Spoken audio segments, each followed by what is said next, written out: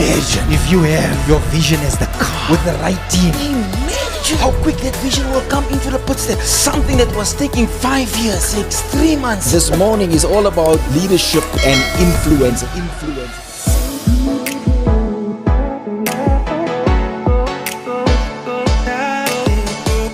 It's that time of the morning. A very good morning. It's 2022. A warm welcome to each and everyone there. What a nice and honorable privilege to have you back online and myself for the very first time for this year in 2022 on our Inside Show with Carl Hendricks. And this morning we do have wonderful guests with us here in the studio, and you're going to have fun here with us this morning. And the questions that will be posed to a wonderful lady here by the name of Tessa Dooms. And most of you will know her from television. This lady is something on TV. I watched her one day on SABC. I can't remember, was it E or whatever station it was, but I just did channel hopping, and I was so impressed with her. I said, Dooms. I know a Dooms from somewhere, but I'm not sure if it's the same Dooms I know. And then when we were looking for somebody to help us to engage around the Zondo Commission's report, we were looking for somebody, and I said to somebody that you will know very well, my host on the political arena, Attie van Nel, I said to him, I think I know somebody that will be able to help us to get this program up and running. And my, we stretched the invitation to her, and she received it immediately, and we are so thankful for that. Well, let me take this opportunity first to welcome our co-host with us here, Mr. Attie van Nel. Thank you so much for again, sir. You are somebody with a great political head, and I can just foresee where you go in future. It's only God that knows what's the limits for you. But a warm welcome to you. Can you just greet our audience there, please? Good morning, Doc. Great seeing you for the first time, also for the new year, and to the show as well. May you have a fruitful and impactful 2022. May you rattle the cages, rock the boats, and everything to the benefit of your viewers, so that they can arrive at informed opinions. Yes, sir. It's all about the people out there. All about getting the message across, and just to get them to engage on a political arena, and more than ever. Well, our guest this morning, Tessa Dooms, a warm welcome to you. Thank you so much for accepting our invitation. Thank you so much for having me. I mean, I think because I know Dr. Carl Hendricks from Crystal Ministries and church life. So to get an invitation around this topic and this issue, I'm really just impressed at the platform. And I think it's important that we engage on a wide range of issues, because we're complete whole people, and we need to know all things in life. So I'm really excited about it. Great. Before we venture into the political arena, I just want to let the viewers just learn to know a little more about Tessa Dooms. I tell you why. Because when we watch you on TV, you guys get straight to the subject, and that's it, because they pay you for that and for whatever reasons. But we just want to know a little more. Who are you? Where did you study? What are you doing? What was your background? What's your career? What are you doing currently? So just give us a rundown on that. Sure. So I'm a child of elders, born and bred in Clifford West and then Extension 9. And I'm also a child of the church. So I've had a long history with Mount Carmel Ministries and other churches in the area, and really started my own sense of activism in this community and in that community, in the church community, as a youth leader and a youth worker. And I was saying to somebody yesterday, I can't imagine that I thought of myself as a youth leader in a very basic sense when I was a teenager, just doing things. But that has actually grown into a international career as a youth worker and a development practitioner. I've had the opportunity to work at the AU with UN institutions. I've been a national planning commissioner, advising the president on national planning issues. And so I've been able to work both in activism. I've worked as an academic. I taught at a few universities as a sociologist, because that's what I'm trained in. I'm trained as a sociologist. I hold a master's from Wits University. And so I've been able to just work in different spaces, but really my ultimate goal as a person and as a person who does development work is around young people particularly. I have a passion for making sure that young people in this continent have as many opportunities as possible to contribute to our society and build our society. And people say, well, you're no longer youth, you must leave that to the young people. But I fundamentally think that all issues in this country are youth issues. When you think that 60% of the country is under the age of 35, that no matter what work you're doing, you're actually doing it in service of young people when you look at those demographic numbers. And so I've committed my time and myself forever to creating space and making sure that young people in the society particularly thrive and do well, and we build a society, a future society particularly, that will serve people for generations to come. And I guess that brings me to my latest venture, which is what I'm very excited about. It's called the Rivonia Circle. And a few colleagues of mine got together a few months ago, and we said that there's a brokenness about our politics today and our political culture. We know if you look at the local government elections, the election numbers generally, less and less people are voting. More and more people are disillusioned by our politics and political parties. And politics has become the domain of a very few people in the country. And we've created an organization that we say is a knowledge hub so that we can reimagine politics in the country, create a new political culture, and build alternatives. Policy alternatives on a wide range of issues, and political alternatives, new ways for people to engage in politics, even if they're not interested in parties. But we all can and do have the power to act and change our lives. We all have to get involved in some way or the other, and so we want to find ways to get people in different communities and different platforms to say, we're going to reclaim our politics from the hands of a few people, and we're all going to be part of this building of a new kind of South Africa. I can just see Mr. Van Nel is getting like itchy on my side. It's like it's all in line with what you love. It's your stuff. It's your comfort zone. No, we have a spiritual connection. I'm telling you. Yeah. Just listening to an introduction, passions. No. You know what the truth is? We can just give Tessa the show and just walk off. Yeah, Here. we watch from that side. She will ask the questions and answer herself. But thank you so much again for coming in. It really excites me about the youth and so on. But that's for another day.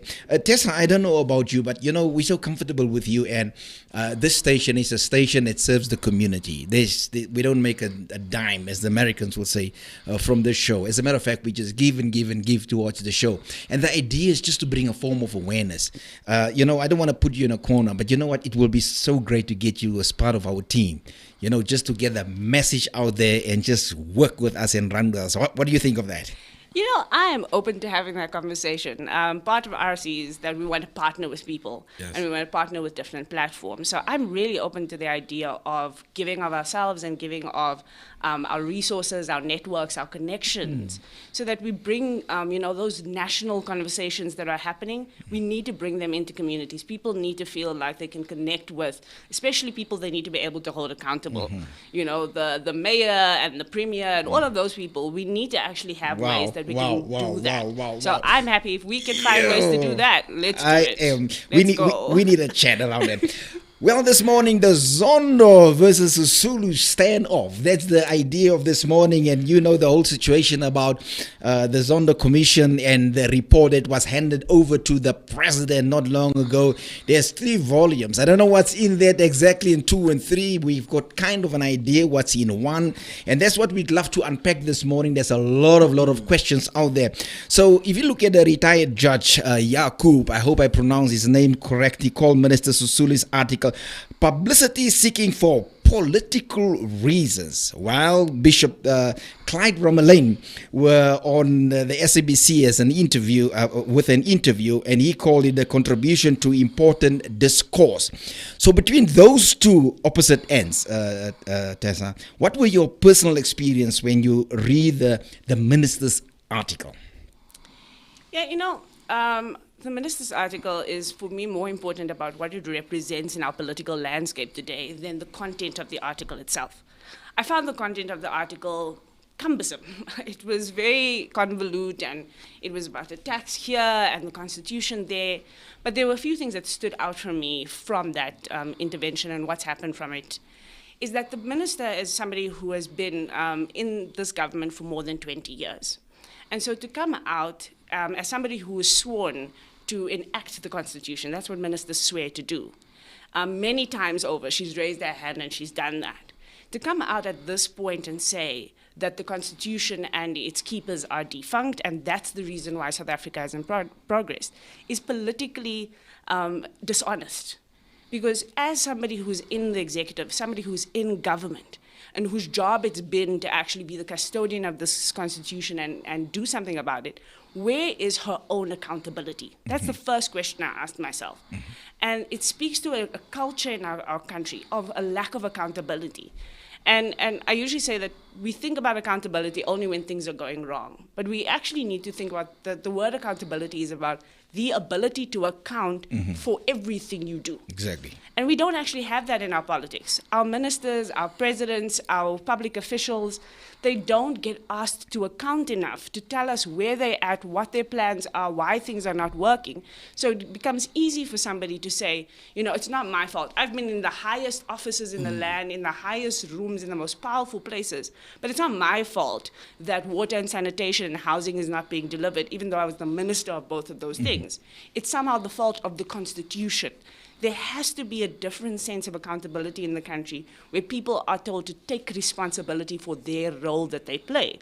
And then you've got the rest of it, because she also does this in her role as an ANC person, not as minister. She says, you know, she's talking as an ANC NEC member, which then immediately tells us this is about political posturing and the factional battles and all of that. I like your opening salvo. You're touching many of the areas that we gotta explore as the interview progresses. But let's just bring the viewers along. So, 2 weeks ago, Minister Sisulu writes this article, Hey Mzansi, and then she unpacks where we are as a country after 28 years of democracy, and she asks a pertinent question. Is the Constitution an impediment to land reform and economic transformation? And is the judiciary culpable in our ability to turn the country around? Now, before we go into the merits of what she's arguing, she wrote in a personal capacity. She didn't write as a minister. She didn't write in any other capacity. Just, does a minister have a personal capacity to engage us in? We're going to come to the issues a little later that you have raised. Isn't she part of that ANC collective and government collective and cabinet collective under whom the country has stalled economically? But just when a minister writes and a minister says at the bottom, in my personal capacity, isn't that a right to contribute to topical discussions in a personal capacity? Absolutely. So every person, every one of us has the ability to talk in our personal capacity. That's one of the things that the Constitution that was derided in that piece actually allows us for. But when we do that, we also have to realize who our person is. You don't lose all of the other parts of you in your personhood. When you actually say in your personal capacity, you mean every part of me. You mean every responsibility I have, every position I hold. So you're talking as a mother, you're talking as a sister, you're talking as a wife, and you're talking as a minister, and you're talking as a political figure. You may not be talking on behalf of those institutions, which is a different thing. So we can't say that that Lindiwe Sisulu was talking on behalf of the ministry she runs, or she was talking on behalf of the ANC as a whole. But when she talks with all of that history inside her, and she cannot pretend or allow us to, or ask us to pretend that she isn't all of those things. And she hasn't had this entire history that goes with it, including, in her case particularly, her own lineage, in terms of whose daughter she is. And so when she says that, it actually doesn't lessen the weight of what she says, it increases it. Okay. You go ahead. Can I continue there? So, after the article came out, you will agree with me as someone with a very keen interest in political discourse in the country across a lot of dimensions, that we haven't had something as burning, as contentious, as evoking the type of responses that we've had, maybe in about 3 to 6 months, if you take the election out of it. The election was the last one that really made everybody walk under the collar, and all of us had an opinion, and we followed keenly. But this letter really rocked the boat and rattled the cages. So some of the criticism that she got, I mean, the criticism was overwhelming. Some of it was really fairly vicious. You know, South Africans can be very vicious when they engage the name calling, the shouting, the etiquettes and the epithets that they. But here's the question. This is an elective year for the ANC. ANC is going to an elective conference in December, and it will emerge from that conference having elected or retained the current top six, or having elected a new top six and a new National Executive Committee. Much of the criticism against her was, no, you don't really raise a debate here. You firing a warning shot towards the elective conference. How much of this article and this debate must be seen, in your view, through the lenses of the ANC's own internal election campaigning? I would hazard a guess and say 99.5% of it. That's I mean, it's not scientific, but I'm Yeah. going to hazard that Yeah, guess. yeah. And I'll tell you why. Number one, this comes a day after, it was literally a day after the ANC's 100th and 10th birthday. So the timing tells you a lot about what was at play here. The second thing was this idea of trying to distance it from the ANC and from her roles in government and put herself forward. Are And- you saying she intentionally timed the release of the article to overshadow the president's speech at the birthday celebrations in Polokwane, to make sure that when we wake up the next morning as a country, we don't discuss the January 8th statement, we discuss her article? Am I wrong? No, surely who not. has discussed the January 8th statement? That was the narrative. Yeah. Who has From discussed that the January moment, yeah. 8th statement? Yeah, I haven't found someone who discussed the Not January one. 8th statement. No, listen, Yeah. we weren't even The discussing... ANC is not even discussing the January 8th statement. Here's the fun fact. We weren't even discussing the January 8th statement on January 8th because we were discussing the fact that the lights went off the previous night at the banquet. And that Stan Matabata who came with his ill discipline and opened the election thing without the NEC having pronounced on it. And- He said that Limpopo has decided that Ramaphosa must be retained. And even though this is about something internal to the ANC, it's something indicative of our political culture at the moment. One is that we are personality driven. And so it's always about what the next personality that's going to rattle things or say something, or that becomes the narrative that we focus on. Okay. But it's also a distraction because now we're talking about ANC factional things. Yes, there's a topic, but really what's going on is we're now looking out, we're peeping who's going to support her, who's not going to support her. When Minister Lamola comes in, is he coming in because he wants to be DP? Yeah. We actually aren't talking about the substance because the ANC's factional battles have become a distraction to substantive debate in this country. And I personally am tired of being distracted by the ANC. I'm so tired of it. Because, if we were talking even about governance issues and their ability to govern, I'd be okay with that. But there's nothing, if you're not an ANC member, there's absolutely no power that you have to determine what's going to happen between the ANC in terms of its factional battles. So then we become even more disengaged and more disempowered. And I think that's where we need to take back the narrative from the ANC and not allow ourselves to be distracted. Tessa, from a layman's person, I'm sitting on the other side watching this program. So I just want to know, if you take Lindy and you take the president, is there an undercurrent for gunning for the number one seat in the country? If that's the case, how is it that she then worked with him during this case? Because nobody discussed his subject or his topic or his announcements. So it seems like she's on the other side, but also not. Are they testing the waters?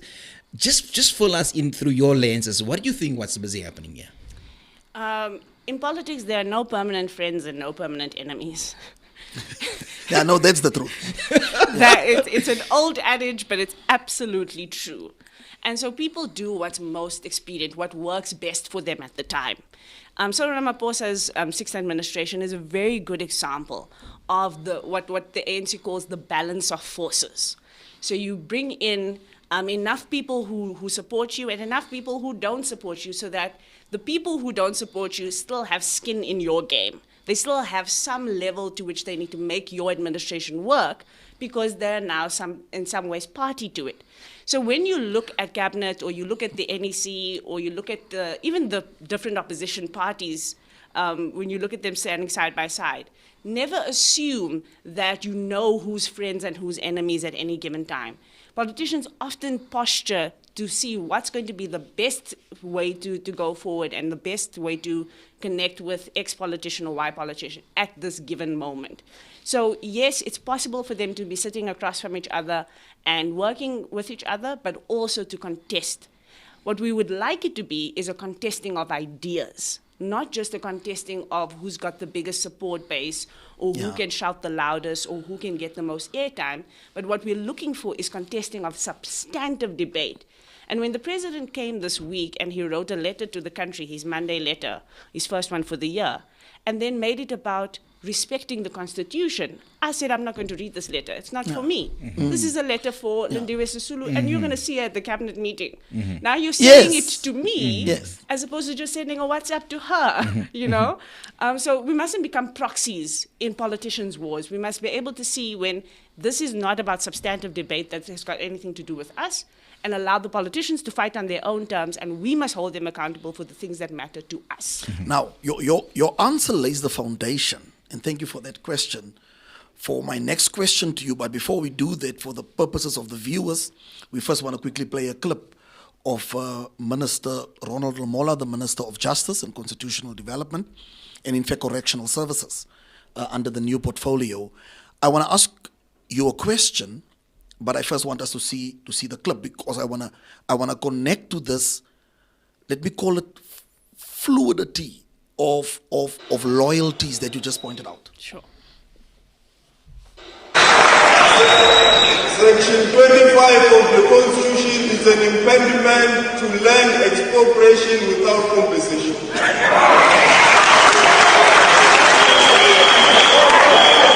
It's also an impediment to nationalization of monies. And an equal society will only be built through the economy. Any other thing, you can bring gear, you can bring the NGP, you can bring anything. It's a cosmetic exercise. And the ANC must never apologize for wanting to amend the Constitution.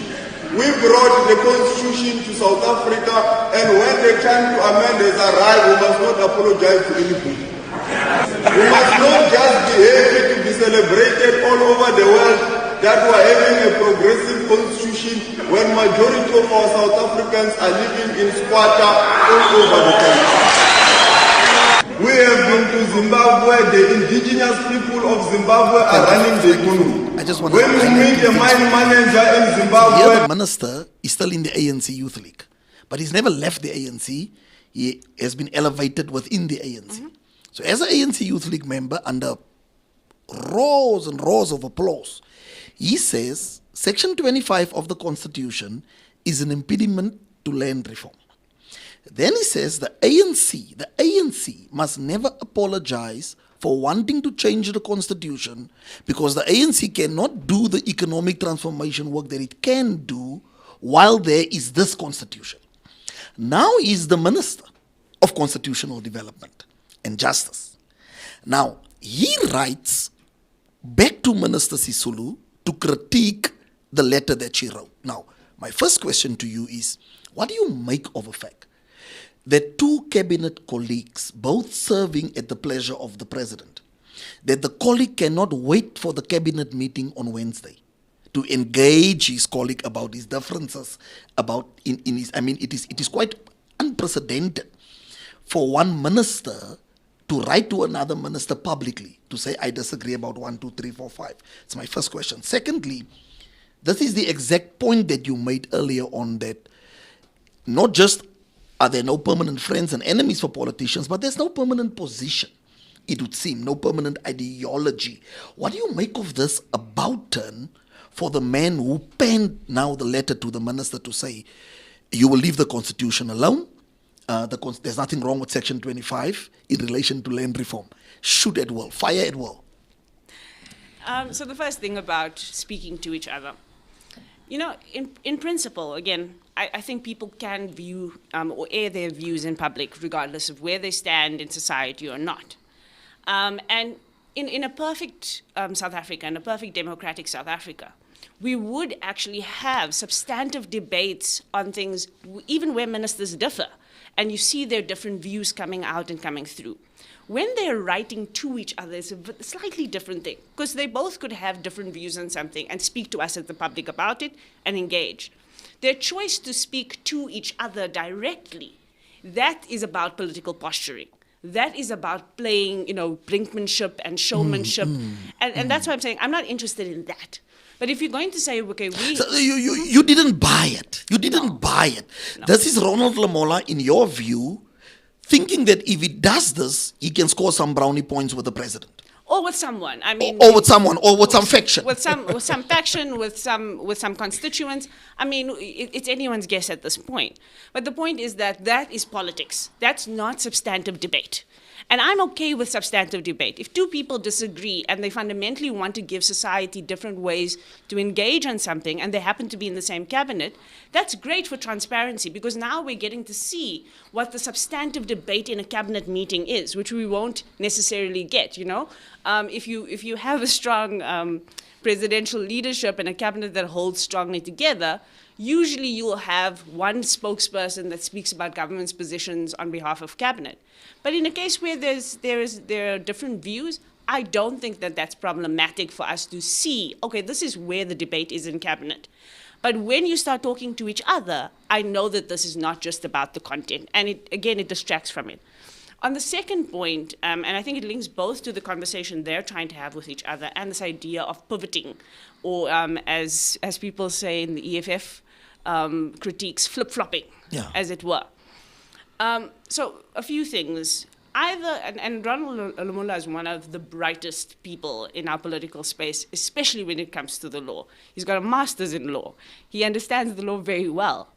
And at the moment that he said that the Constitution and Section 25 is prohibiting land expropriation, he must have known he was telling an untruth. Because the ANC has said over and over again, the reason why they've delayed so long with this debate is because at a technical level, there's nothing actually that prohibits expropriation without compensation right now in the Constitution. It just also allows for willing buyer, willing seller. So actually the amendment is to strengthen and fortify the idea of expropriation without compensation, not add it, because it's already there. The Constitution actually says you can sell for zero. That is expropriation without compensation. So he's smart enough to know that. But of course, the ANC Youth League at the time had decided on a particular line of march, a particular rhetoric in society. But here's my issue. He cannot hide behind the fig leaf of that being a young version. Oh, absolutely. Until and unless he came out one day and said, I had a Damascus experience, I no longer believe in what I said there. You can't wait for an opportune moment and become opportunistic. Attack your cabinet colleague as if she doesn't have a boss. Because both of them serve at the behest of the president. And if she was out of line, he's going to wait on his boss to intervene. You don't jump the gun unless you believe by jumping the gun I can score brownie points. But he has never taken the public into his confidence and say, I need you to believe that I'm about to write to the minister about things that I believe now, which I have not believed 10 years ago, but I had a conversion. I mean, there's many things in my life and that will continue to change. But I have to take people into my confidence because they know how I felt about this 10 years ago. I can't just come out one day guns blazing. Before we go into Judge Zondo's press conference, just tell me in your view, the minister this is what the minister says in one line in that article. The minister says in one line, This country hasn't changed. Black people haven't seen the democratic dividend. Black people can't really participate in what democracy promised them. That's what she says. The minister was once the Minister of Housing. The minister was once the Minister of Water and Sanitation. Now these are delivery departments, right? Is the minister in a position as someone who had control over budgets and strategy that could have changed the lives of black people through housing, water, and sanitation? Those are three major service delivery domains. Is it hypocritical of the minister to say the lives of black people didn't change in 28 years if she is part of the ANC that has led their lives for 28 years and she was a minister that had the budgets to change the lives of the people? Tessa, before you go to that, I just want to take this opportunity again just to thank all our viewers out there. I would love you to raise some questions. We've got the most beautiful Tessa here with us in the studio, and I would love you, please, if you don't mind, just post questions also to Mr. Van Nel here, who's ready to answer all difficult questions here. Though we have Tessa on the spot here. Tessa, you just receive a good question. All to Tessa. But I must just say, Tessa is doing a pretty good job here. No, she's rolling. This girl is something else. I tell you, she's just got her head on that shoulder. She's just rolling with this political stuff. It's really a backyard and a comfort zone. Tessa, just respond to Mr. Van Nel. So I'm going to take both parts of your comment. And that first one around, we know what you said 10 years ago, even in the case of Minister Sisulu. We know what portfolios you've held. We know where you've been. We don't have amnesia. Yeah. The problem is people can get away with doing that. Politicians and public servants have gotten away with going That's from one right. thing to another, all of that, because we are allowing it. Mm-hmm.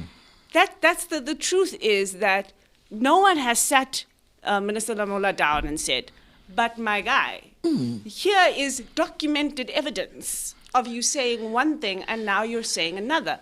Take us into your confidence as the public you serve and explain to us how you got from that position to this position.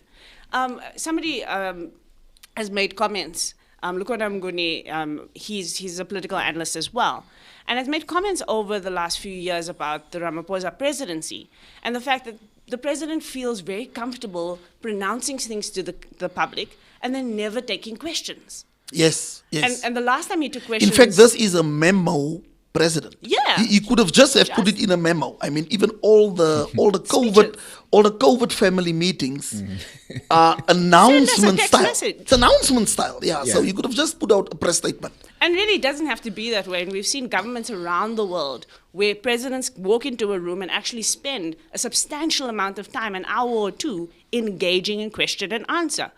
And we allowed this administration to skirt by. We allowed the Zuma administration to skirt by as well. I struggle to think about a time where President Jacob Zuma actually just took questions and answers at will in press briefings. He laughed and giggled. As opposed to the one-on-one. I mean, he did more of the one-on-one sit-downs that President Ramaphosa does now. But we don't have a culture of accountability, of people just accounting for their work on a regular basis so we can ask substantive questions and we can hold their feet to the fire. Tessa, just exactly on that point. What do you suggest we do, seeing that this program, the Inside Show, is all about practicality and how to get the people engaged and how to get foot soldiers out there? What's your view? What should we do to keep people accountable? Exactly on that point. Sure. So for me, there's two things that every citizen can do. Number one is stay informed. Stay informed, especially on the things that matter to you. If something matters to you, understand what is the actual policy. What is the policy position? What is the thing that's gone wrong here that is affecting things, so that when you do have the opportunity to engage and ask questions, you can. And then the second thing is you have to engage and ask questions. So where would you do that? One of the most fundamental things that we've missed out on in this society is the fact that when it comes to Parliament and when it comes to our legislatures and our councils, we have direct access to those people to be our spokespersons. Now, this is a participatory democracy. It is a participatory democracy, and it's in our constitution. So every every parliament member has a constituency that they serve, at least one. Some of them have more than one. Now, most people don't know that they have a constituency that they serve, and they have what they call constituency days that parliamentary officials have, that everyone in parliament has. So there's actually days in the calendar where they're supposed to be going and doing town halls in communities and talking to those communities about what's happening. I don't know who my MP is that's responsible for my constituency. I've never known that. That information is hard to come You've never by. been invited to a meeting. Absolutely. And those are the kinds of things that we systemically need to revive. We need to start saying, know your constituency officer. Even if you don't know that at this point, we have the ability and the right to write to any MP today and say, this is something I want you, as somebody who has to hold the executive to account, to ask Minister so-and-so about such and such an issue. That MP has the right and has the responsibility to respond to you, and has the right to then go and ask that question to the executive. MPs ask questions all the time. Where do they derive those questions from? Right now, they're deriving it from themselves or their parties. But they don't represent their parties alone. They represent us. So we must find those ways. At a more local government level, we know about IDPs. IDP are opportunities for us to engage and come up with what the plans and the budgets for our cities need to be. We have wards and ward committees. People need to get involved with their ward committees so that they have points of reference. And the ward committee is almost like the community's version of the ward councillor's accountability center. It's those kinds of things that we need to start doing more so that people don't just get away with saying and doing as they please. And the other thing that we've already started doing, and we do ad nauseum in this country, and we do it well, is we are a community of activists. When we see issues, we generally raise them, we try and fix them, but we shouldn't just be doing this in isolation and on our own without saying, okay, how do we then interface this with actual governance? So you're doing the things around drug awareness and reducing drugs. In Mlazi, a few years ago, I was doing work with some young people in the community. And a 16-year-old, we did a challenge where they had to create a project that makes their community better. A 16-year-old decided that he wanted to get as many young people who are on drugs in his community into free rehabilitation. What he did within a 6-week period was get a register, almost a roster, of as many people who are seeking treatment. He then went to government, to the Department of Social Development, and asked, are there already programs that exist within government or civil society programs that they're working with? Figured out what the landscape was there, and then actually went to a private institution and got government to partner with that private institution. A 16-year-old did all of that? A 16-year-old did that just by having a vision and a clear understanding who he had access to. By the end of that program, he had almost 20 young people in a 6-week period that were now placed into a rehabilitation center that government was paying for. Okay. It is possible for us to get things done and to hold government to account and get government to use its levers if we know and we have a better understanding of our own power and how the system works. Were you shocked when the acting Chief Justice, Justice Zondo, called a press conference to respond publicly and break ranks with custom, centuries old custom, where the judiciary normally don't respond to critiques of the judiciary? Were you shocked? You know, it's 2022. On day 2 of 2022, Parliament burnt down. Nothing shocks me. Absolutely nothing shocks me. Goodness. Was I disturbed by it? Yes.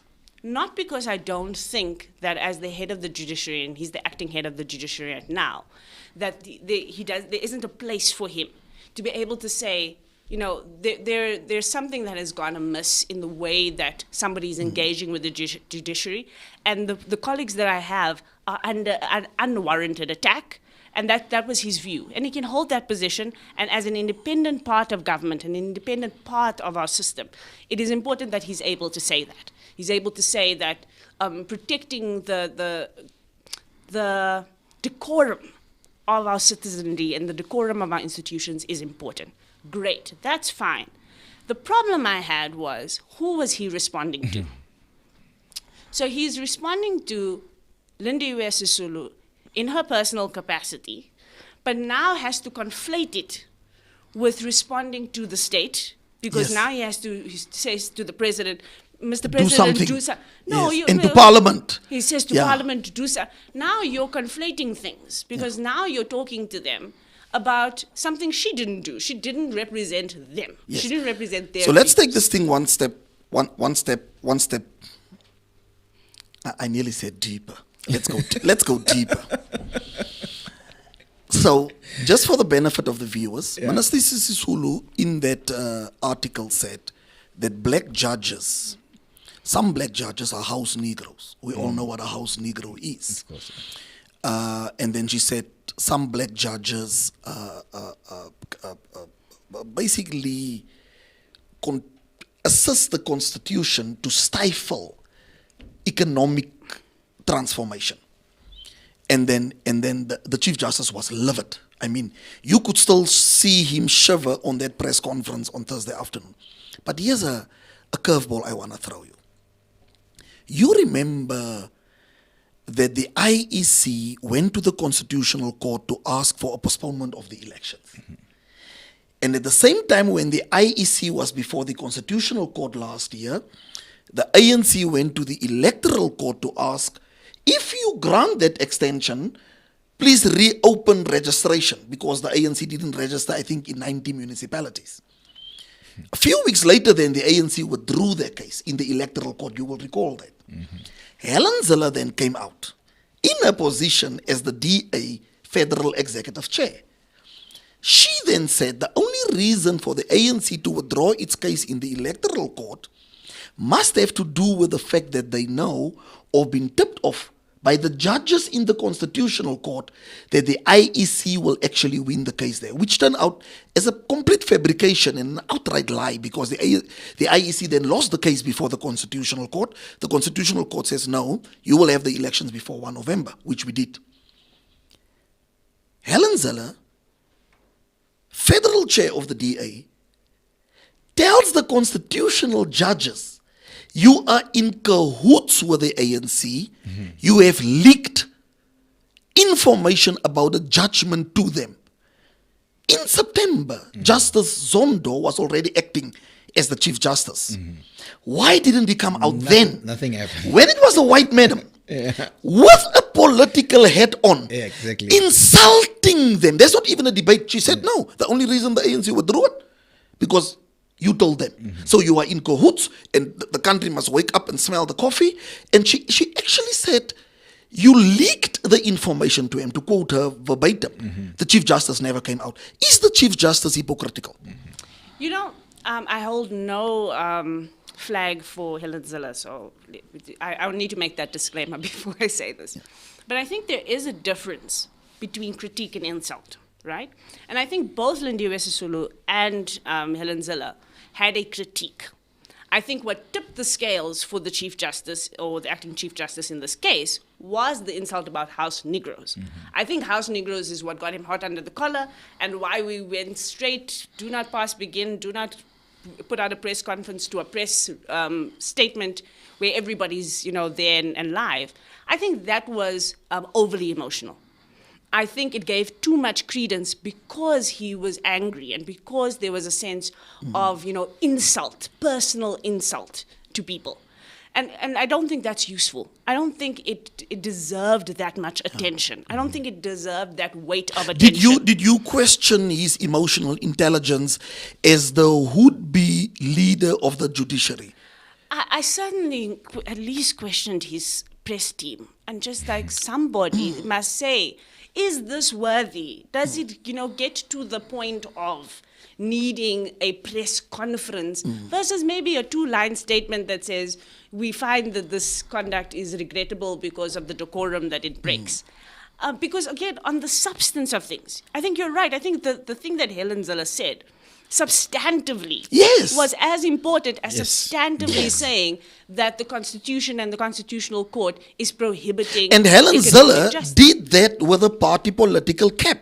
Absolutely. So he was, in that case, he was supposed to go to John Steenhuisen and say, how can the DA do this? Because she did that formally in a formal capacity. I don't think he should have done it then. And even here, I don't think he should have done it. And here's why, especially in this case with Lindiwe Sisulu. The one thing he did say in that press conference that is abundantly clear and true for all of us who are looking at this is that there weren't substantive merit in what she said. She didn't say, it's this case that I'm pointing to that makes my argument strong.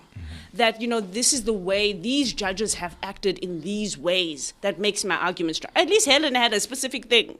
She was pointing to an actual thing that you can then look at and you can say, okay, on the balance of things, this is what went wrong here, or she might be right, or she might be wrong.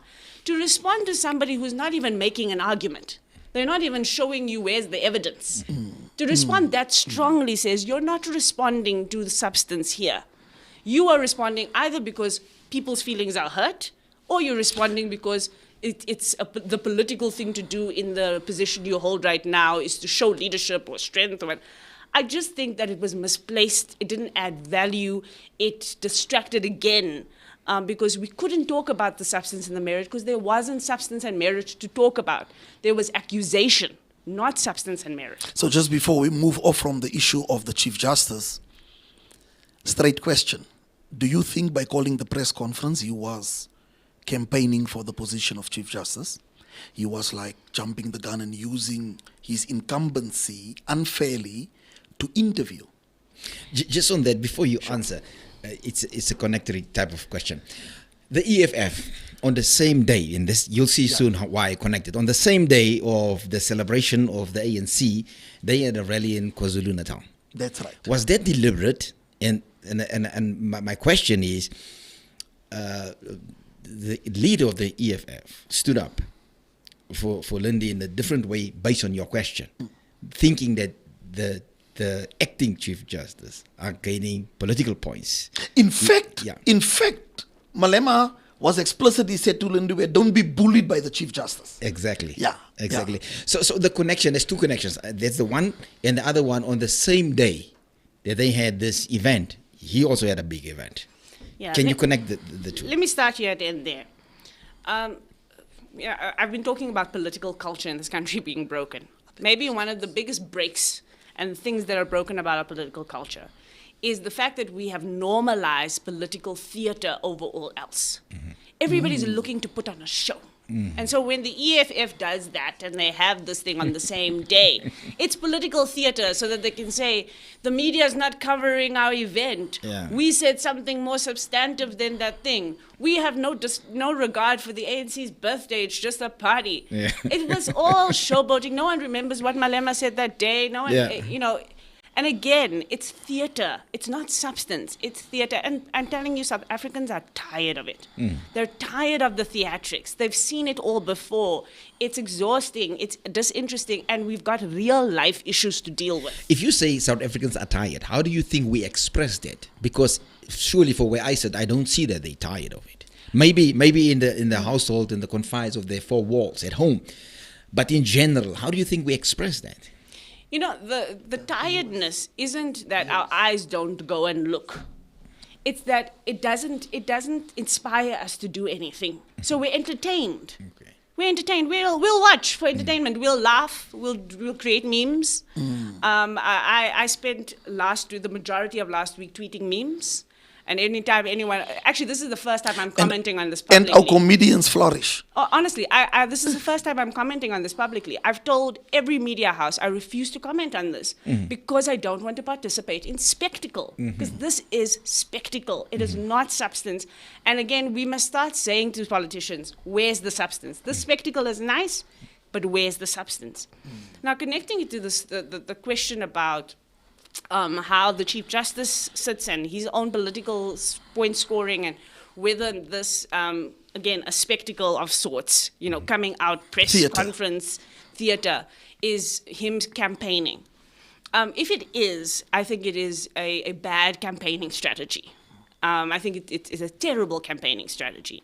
Number one, it would posture him as a politician of sorts, and you don't want that for your judiciary. You want your judiciary to look and feel like they're not interested in political games. And given the history of the last year, it's not in his interest at all because there's already such a palaver around the inquiry. I mean, it doesn't work in his best interest to do that. And he was asked that question at the press conference. He was asked, "Is this you? Do you think this will impact on your chances of becoming Chief Justice?" And he said, "Well, if it does, I don't care either way." I don't believe that. I think that's just honest. But the thing that he misses, and especially with Julius Malema is going to be one of his interviewers. At the JSC, at the Judicial Service Commission, for the viewers, there's a platform that we have created, a panel where political parties sit and some other interested institutions, and every time there's vacancies on the judiciary, on the bench, we interview the judges, yes. Yep. So Malema represents the EFF there. So Malema is going to be one of his interviewers. And, anyone who's gone to a job interview knows it's a bad idea to find yourself in the club with the guy who's going to interview you on Monday, on Saturday night. It's just about now you're here, you're woozy, you're tipsy, you're saying things out of turn, whatever. But on Monday, you've got an interview. Yeah. You probably want to lay low. Yes. You want to stay out of the eye of your interviewers for as long as possible. You want to stay out of the eye of anything that can tip the scales in either direction. And if he doesn't care either way, I mean, well, okay. In fact, he may have set the tone for his interview. That's probably what's going to happen. I mean, what's going to be interesting in these circumstances, of course, we live in a real world. There's no perfect, line of sight to what's going to happen. But what's going to be interesting to watch in those interviews is how much of the interview is about his competence in terms of his legal standing versus this question about his politicization over the last year or so. Beautiful comment. And I love it. If that council is able to give recommendations that help tease that out, it puts the president in a position where he's going to have to back up his decision on the basis of either that legal standing or this question about compromise around politics. Doc, do we have any viewers' comments or questions? And at this point in time, do you have any? Is it on my phone? Will you just get to that and most probably just read it for me? I will really appreciate that. You said, how did you send it? Right, let us just see. Okay, there you go. Okay, so we've got Angelique Rolfse over here. Morning, everyone. I love how you are reiterating accountability. She says, however, I really find that that's a behavior that needs to be reinstilled from home again. So she says, going back to the basics. Then we've got Glisson Nikerk that is watching, and he says that I think there will be no change to the Constitution. Purely playing the crowd by the ministers vying for a place for the top two come ANC conference. Afterwards, they will regroup and fight to stay in power. Then he says that the rest is fighting to not go to jail. Tessa, I love your brain. Do you think that this is just normal politics? And that's what we have for questions. Right. Any response on any one of those? Even a comment? Yeah. So, I mean, is this normal politics? Absolutely and absolutely not. Yes, it's become normalized. We've accepted that this is the politics of our country, that we're going to have these kind of, every 5 years, the ANC is going to go to conference and there's going to be factions and it's going to be this and that and the other. People are going to, write open letters. I mean, a friend of mine predicted this week we would see open letters, and here we were. I'm like, it's become predictable that this is our politics and that our politics is about personality plays. This is not the only politics that's possible. And I think that's part of the thing that we have to reckon with. Number one, there are different political systems around the world. There are systems that encourage more accountability, encourage more participation. I think about the British system, which is much closer to ours. So even though you are representing your party in Parliament, you are also representing your constituency, to the point that you could have a parliamentarian who is from the Labour Party but can oppose the Labour Party view because they're so scared. Because it's people. They're so scared because the constituency actually votes you in. Exactly. Your seat is based on that constituency. If that constituency votes you out, it doesn't matter what party you're part of. Exactly. You're out, right? Yeah. So that's one of the things that we need to look at is there other forms of organizing our politics that can make it different, that can make it better? Should we be having more political debates and have our politicians actually debate ideas more often than just when it's 5-2 elections, things like that. So this doesn't have to be the politics that Tessa, we have. I want us to quickly jump into two issues before time runs out completely on us. Irvin Jim of NUMSA said on Sunday night in an interview with JJ Tabani on Truth to Power that the Constitution was arrived at as a compromise document between the National Party and the ANC.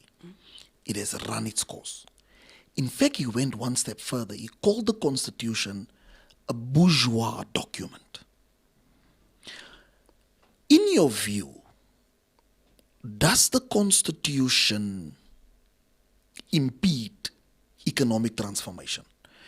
Because when we adopted that Constitution in 1996, we were not the world's most unequal society. For the last decade and a half, we are the world's most unequal society. This country can burn tomorrow if we don't resolve the issues of jobs, poverty and inequality. Is the Constitution an instrument that can help us to get there, or is it a pothole in our way? Yeah, this actually relates to our second question from outside as well about, the Constitution is not going to change, they're not going to change it. We have to ask the question, should we change the Constitution first? And for me, there's no blanket answer to that. It's not, the Constitution isn't this one monolith where it's an all or nothing document. You can look at it step by step, section by section, part by part, clause by clause, and decide whether those work to further its ultimate end. But as a broad conceptual document, the Constitution is framed correctly for our society. It's framed on the basis, number one, of an understanding that the country needs redress. That's embedded in the Constitution is an understanding that there's a past that needs to be redressed by the way we do and live our society. The second is socio-economic rights. And this is one of the flagships of our Constitution. It guarantees socio-economic rights. And those are your basic rights. The right to shelter, the right to food, the right to housing, the right to education. It's the reason why basic education in this country cannot be denied to any child. But was the ANC not outfoxed by the National Party in the CODESA negotiations that the strength of the Constitution are the basic socio-economic rights, and the Constitution is quiet on wealth? In other words, when the New South Africa was born on the 27th of April, whatever ill-gotten wealth, land and mining rights you entered the New South Africa with, the Constitution in fact sanitized. What's your comment on that? Well, the Constitution doesn't sanitize it. It may not speak strongly to it, but doesn't sanitize it in this sense. But the Constitution guaranteed the property rights. So if my surname are the Millers and we came from Belgium, and we now own 7 farms on midnight 26 April 1994. We own 7 farms. We cannot say how we got those farms. We cannot prove how we paid for those farms. We know it's our color that gave us those farms. Those farms were taken from someone. Some tribe, the Griquas, the Korana, some Khoisan tribe. It was taken from. It is now Miller land. Midnight 26 April. When we, actually not on election day, on midnight in December before we adopted the Constitution in 1996. The next morning when we signed the Constitution into law, the 7 Miller farms were now legal and no one is talking about it anymore. And if you want it back, you will buy it back on willing buyer, willing seller on market-related prices. Does the Constitution not stand in our way to transform land ownership patterns? No, because the Constitution also says that the price can be zero, which means you have the ability to actually transact right now without compensation. So the question is not about whether the Constitution must change, but how policy enacts different things. And we've seen it. We've seen land reform that has actually happened at no compensation, because the state then engaged with the millers. And the way in which the state engaged with the millers meant that whoever was dispossessed could get their land back without having to pay for it, and the state can then negotiate. But that's the exception.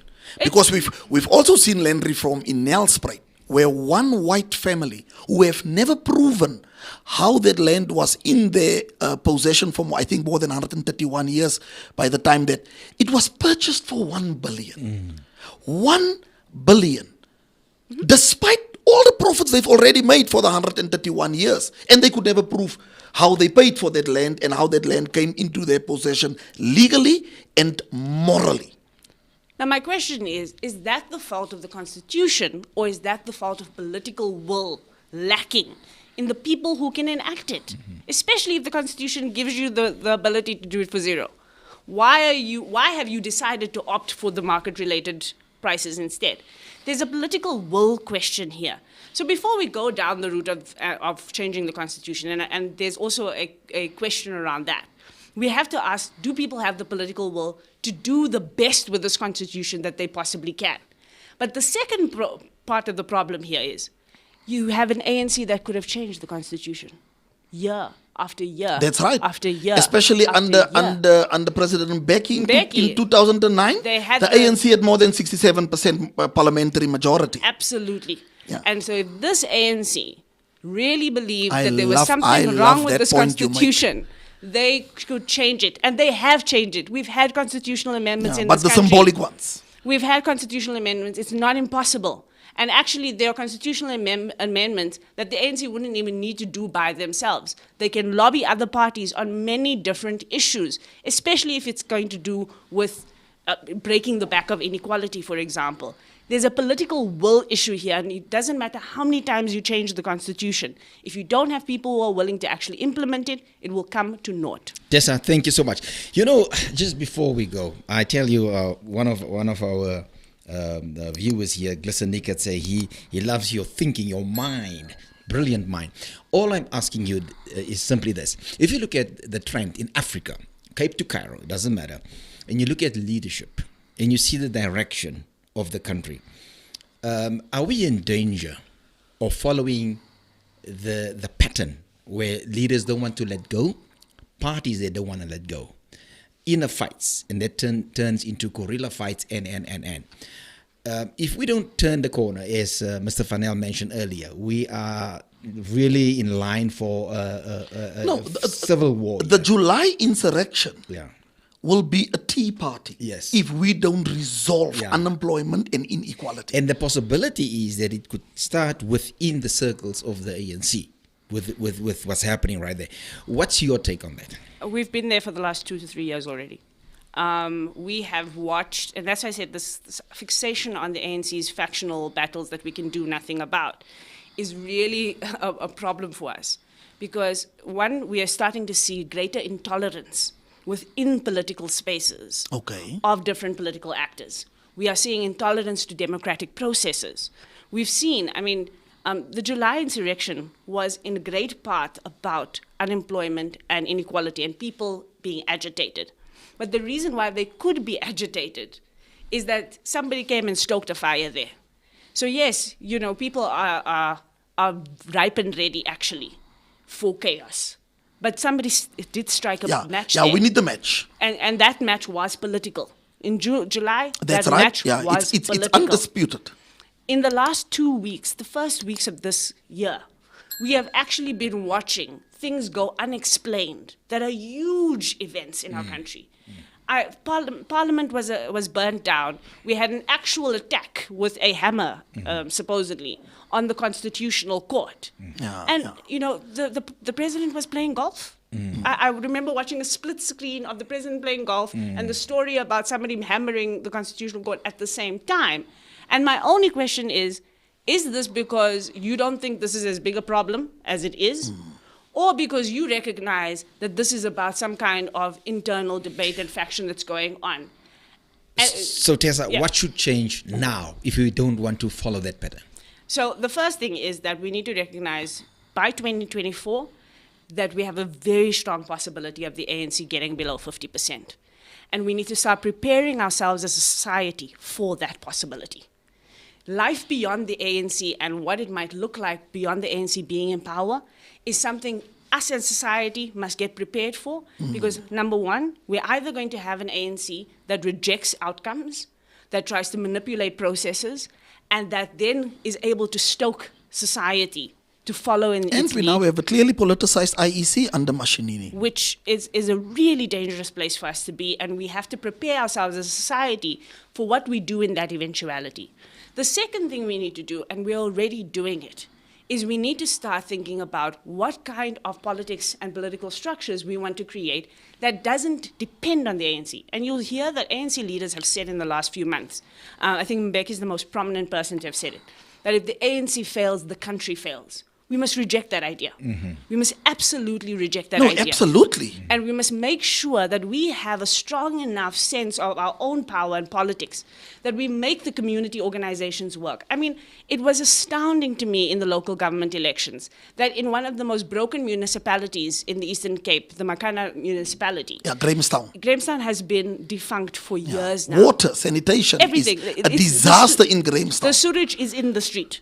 It was absolutely astounding that a community organization, the Makana Community Forum, is now the second biggest party In Makana. in Makana. That tells me that South Africans are in a very different place. They're That preparing for this life after the ANC that you are alluding they're to. not waiting for the big parties anymore. And I think it's a good thing. And that's what I'm saying.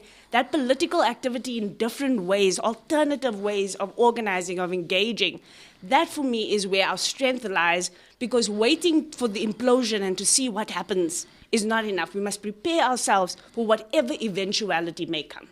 Well, you know, I'm enjoying this so much. Said enough, we have to say goodbye. And Tessa, I tell you, man, you've got such a beautiful way and angle of approaching. Thank you so much for your time out. We really appreciate you, and thank you so much. I think we're going to see more of you. Thank you. This Definitely. was amazing. It was fun. It was interesting. And I hope that it's useful to getting different perspectives and education around these issues. But again, from our side, myself and our co-host, Mr. Van Nel, he's running the political wing. Soon, he's going to stand on his own as well in one of these programs. But we just want to thank him as well. Like closing remarks from your side. What do you want to tell the viewers out there?